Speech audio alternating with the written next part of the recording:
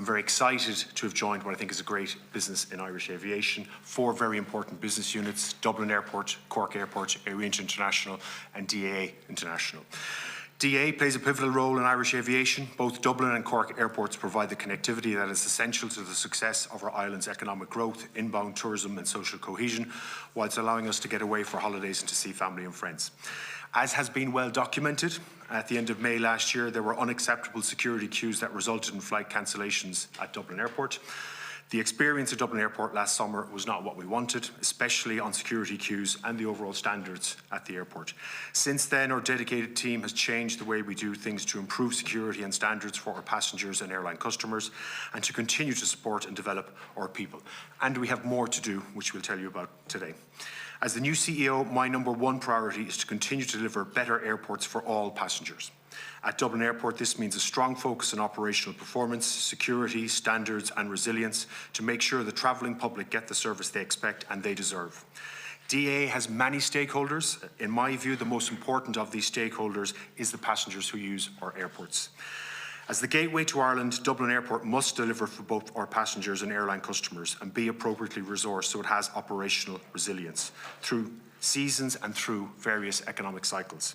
This past Christmas, just under 1.5 million passengers travelled through the airport, and of those departing, 93% went through security in 20 minutes or less, while 99% of passengers went through security in 30 minutes or less.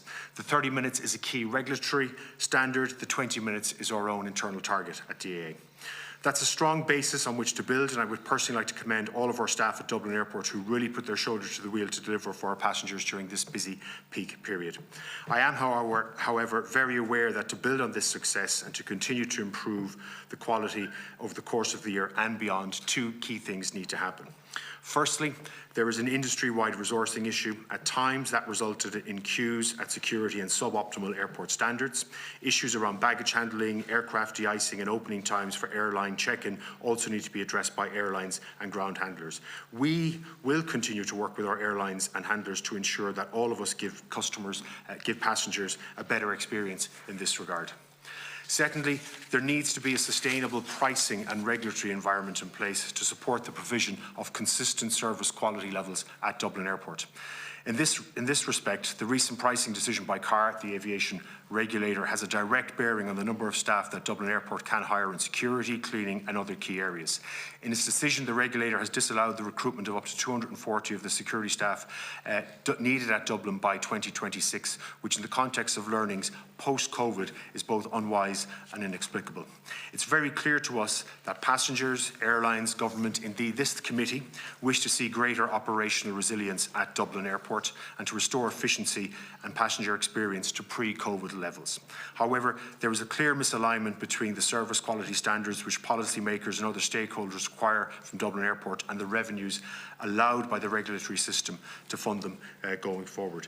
We are not against independent regulation. And we want to have a solid relationship with the regulator, but the modelling done to arrive at the price cap, needs to allow for greater resilience and service levels in our view. Dublin already has the lowest charges of 18 similar-sized airports across Europe. At a time of record cost inflation, when airfares last summer went up by 40% across Europe and are expected to increase by 15 to 20% this coming summer, it makes no sense that airport charges remain substantially less than 2019 levels. In fact, they're 30% less than the 2019 levels. The reality is that changes in passenger charges have virtually no impact on the price that an airline charges for a flight, so passengers shouldn't expect their airfare to go up.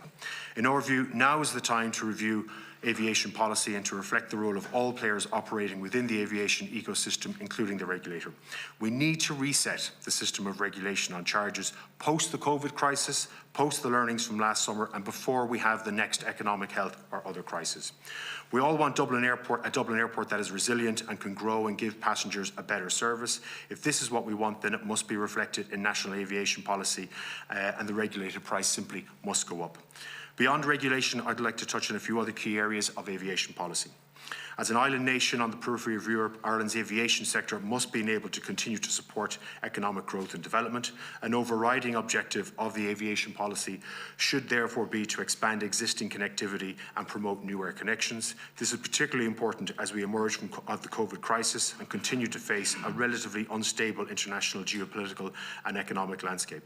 Dublin Airport delivers unrivaled global connectivity for Ireland, ensuring Ireland's largest gateway to continue its development as a key European secondary hub is critical to the economic development of every region in the country. Simply put, when Dublin Airport is winning, Ireland is winning. A secondary hub involves facilitating through traffic and based aircraft and connecting Ireland to a range of destinations that might otherwise be commercially or geographically challenging. Momentum in this area will provide a much-needed boost to our tourism, FDI and aviation sector. A lack of momentum will see us lose connectivity, jobs and opportunities to competing airports, particularly across the UK and also Europe. To facilitate the delivery of connectivity benefits that a hub can provide, DAA plans to invest $1.9 billion in facilities and infrastructure over the coming years. It is therefore hugely important that Dublin Airport is supported by national policies which are progressive and encourage the development of airport infrastructure and growth in passengers and movements. This is particularly important in areas such as planning and regulation. Moving to Cork Airport, it had a very strong performance in 2022 with just over 2.2 million passengers using the airport, and it continues to give passengers an excellent service. I was in Cork last week and I have no doubt that it is one of the best regional airports I have seen across Europe. It is growing and giving the south of Ireland a great choice of destinations, which has increased this coming summer. I want to see Cork continue to grow, and I know there are ambitions to reach 3 million passengers over the coming years. We have plans in place to continue to invest in Cork Airport's infrastructure to support growth, including the delivery of C3 cabin bag screening. Finally, on Cork, I'm aware that there is a review on the Regional Airports programme underway at the moment. This programme has provided valuable support to the airport to rebuild traffic volumes following the pandemic. It is critical that Cork continues to be part of this programme to support the development of the airport into the future. The final point I want to raise, which is key to the future of the aviation sector and something I'm personally committed to, is sustainability. Since 2010, Dublin Airport has reduced its carbon emissions by 26% while welcoming an additional 14 million passengers and expanding the infrastructure at the airport. We have made a commitment to achieve net zero carbon emissions across our operations by 2050. While this is challenging, we fully intend to transition our business to achieve this goal. This will be underpinned by the delivery of energy-efficient measures, fleet changes to zero and low-emission vehicles, and the integration of on-site renewables such as solar PV and the electrification to reduce our campus energy requirements. Looking beyond our own direct operations, airports act as good transport hubs and play a key part in the national shift to public transport. This needs continued focus and support. In particular, we fully support the prioritisation of key public transport projects to Dublin Airport. This includes Metro North and Bus Connects. Increasing public transport options for passengers will ultimately reduce private car dependency and support both DAA's and the government's drive to net zero. We also actively engage with the wider aviation sector on the delivery of key sustainability initiatives such as the use of sustainable aviation fuel, or SAF. The airport infrastructure to deliver this already exists. The bigger issue will be securing the supply of SAF in Ireland. I think Ireland should be a leader on SAF in aviation, and we fully support airlines increasing their usage of SAF and investing in newer aircraft that have a lower CO2 per passenger kilometre.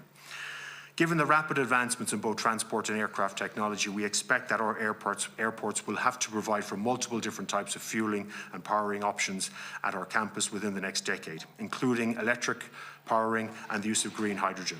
It is important that aviation policy reflects the future demands of airlines and passengers in terms of fuelling and the impact that it will have on airport infrastructure and planning. Finally, we fully support a single European sky. This would reduce emissions by 10 to 12% immediately by preventing longer than necessary flight lengths caused by inefficient air traffic control across continental Europe. Members, in summary, my objectives for the DAA are to continue to improve the resilience at Dublin Airport. That means security and it means operating standards, to rebuild pride amongst our people, and we have outstanding people in all parts of the business, and to work with our airline customers to deliver growth, so that Ireland has the connectivity it needs and achieves this in a way that is sustainable. Ireland is globally probably the most respected country in aviation. We have a great history and we are currently absolutely fantastic at it when it comes to airlines, when it comes to airports, when it comes to aircraft leasing. Ireland is really, really respected as a leader. We should all be very proud of that. DAA is an important part of this and will continue to be a good part of that in Ireland for the years ahead. Members, thank you for your time and I would be happy to answer questions you might have.